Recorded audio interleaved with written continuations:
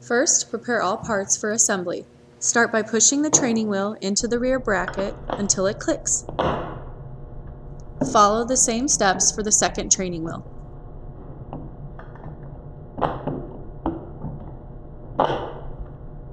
Moving on to the saddle, loosen the quick release and slide the seat post into the seat tube. Once in position, tighten the quick release. Now onto the front wheel. Slide the shoulder clip over the locking pins.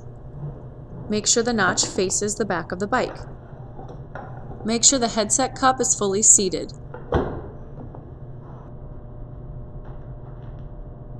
Firmly push down on the handlebars until the locking pins click into place.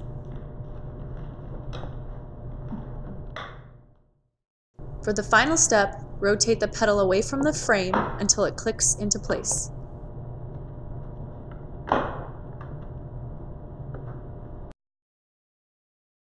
Once you have established all parts are secure, your bike is ready to roll.